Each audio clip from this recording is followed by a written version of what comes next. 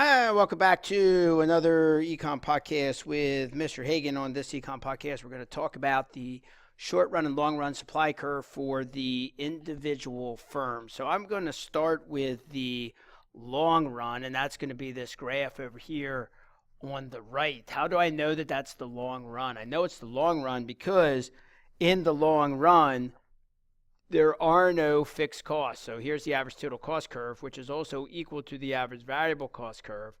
Those two curves are like on top of each other. Why? Because there are no fixed costs in the long run.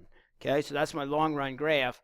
And over here is going to be on the other side, it's going to be my short run graph here on the left-hand side. And I know it's short run because here's an average total cost curve and average variable cost curve that are separate from each other. So inside of there, in between there, is going to be my fixed costs.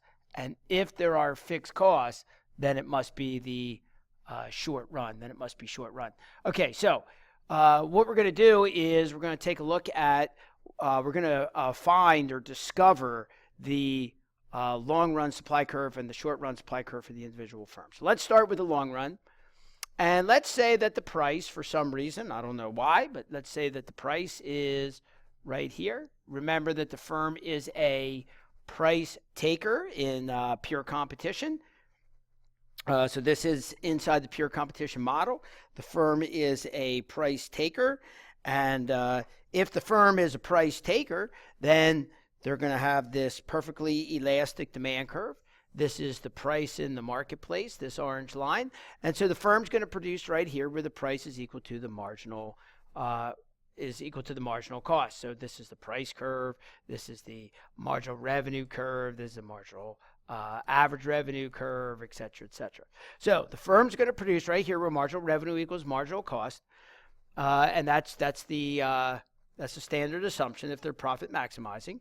And so this firm's going to produce here at Q1. That's if the price is here at P1. That's what the firm's going to do.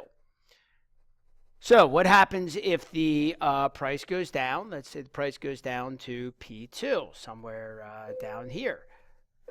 So if the price goes down here to P2, so this is now going to be the new price. If the price goes to P2, the firm is now going to produce right here where the equilibrium price where the price faced by the firm is equal to the marginal cost. So they're going to produce right here at Q2. That'll be their level of production. And let's say the price goes down farther. Let's say that the price declines to, right here, P3. So something very important happens here at P3. The price drops down here to P3. Yes, the firm is still going to produce where the marginal revenue equals the marginal cost. That's going to be right here at Q3. But also notice that at this point, this is really important, that at this point right here, the firm is now producing at an economic profit of 0. Okay? Their economic profits are now 0, where their average revenue is exactly equal to the average total cost. So they're producing an economic profit of 0. So they will produce there. They're doing just as well as their next best opportunity, but that's it.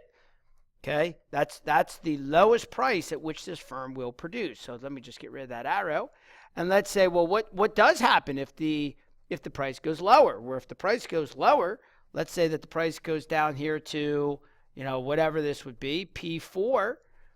If the price goes down here to P4, what's going to happen? And some people might be inclined to say, oh, well, you're going to produce right here where the price equals the marginal cost, Mr. Hagan. I'm just following the same pattern, and so they're going to produce down here at Q4. But no, that's not true. They're not going to do that. Why? They won't do it because the firm, if they produce at this level, they will be operating at an economic loss because the average total cost is now above the average revenue, and then the firm will have an economic loss right here.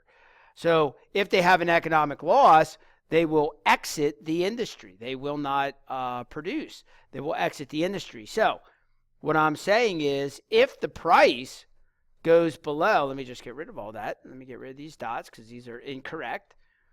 if the price goes below P3, at P3, the economic profit is 0.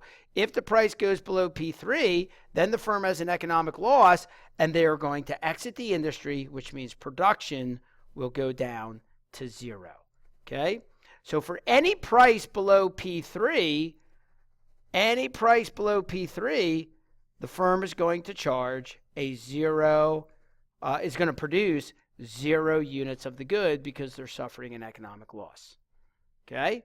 That'll just be the case. And let me actually, I just want to change up that color here. So let me say that again. So the firm, anything from P3 below, anything below P3, any price below P3, the firm will produce 0 units of the good. And then at P3, right when P3 happens, the firm is now producing at a 0 economic profit. Now they will start to produce, and they'll produce here at Q3. And then above that, they'll just produce. If the price goes to P2, then they'll produce here at Q2. If the price goes to P1, they'll produce here at Q1. And so anything above P3, the firm's level of production or their supply curve will be exactly equal to the marginal cost curve. So we can think of the supply curve for the firm as being 0 up here until we hit P3, and then from P3 and above, the supply curve is just going to be the marginal cost curve, which is what we're going to focus on. Okay, so here's the supply curve. So let me say it this way. The supply curve in the long run supply curve for the firm, this is for the individual company in pure competition, the long run supply curve for the firm is the marginal cost curve above average total cost. Okay? And actually, we could say that it's the long-run supply curve for the firm is the marginal cost above the average variable cost. We could say that technically because average total cost and average variable cost are the same thing. We usually don't bother saying it that way, but we could. Okay? The long-run supply curve for the firm is the marginal cost above the average total cost. Okay, let's do that all over again for the short run. So, in the short run, if the price is P1, if the price is right here at P1, then the firm will produce right here, marginal revenue equals marginal cost at a quantity of Q1. There it is. Okay? Now, what if the price goes down to, let's say if the price goes down to P2. So now we're going to have P2 just be a little lower over here. What if the price comes all the way down here to P2? So you got to be careful here.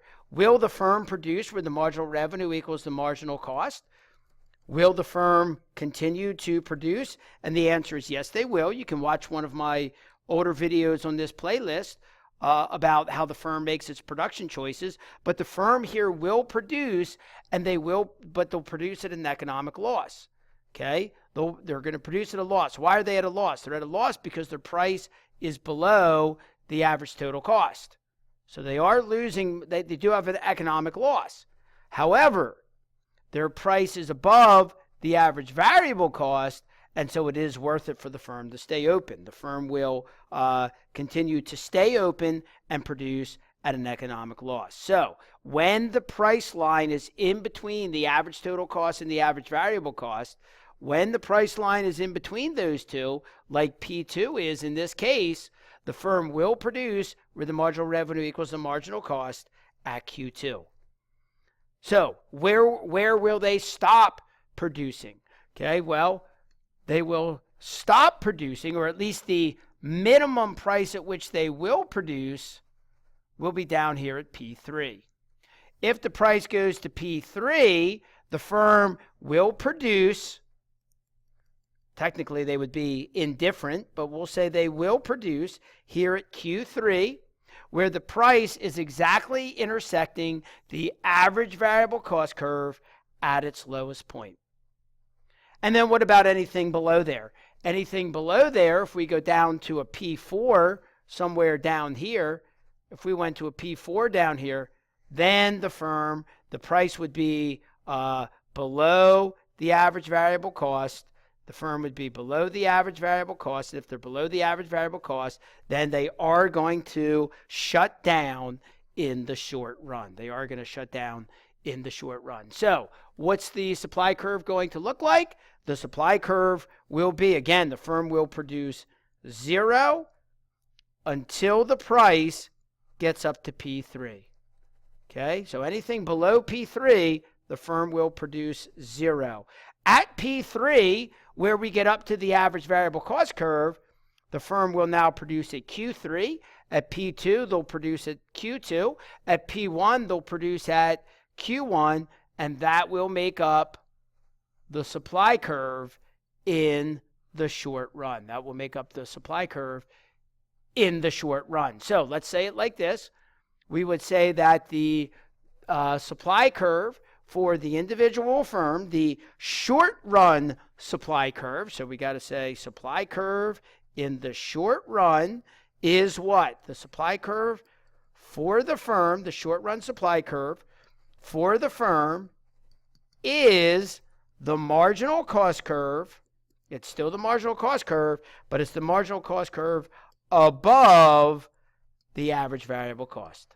Above the average variable cost, because the individual firm will produce at a loss in the short run as long as their price is beating the average variable cost. Okay, so there's the supply curve for the individual firm, for the long run, and for the short run. This has been Mr. Hagan on another Econ podcast. Thanks for joining me, and we'll see you on the next Econ podcast.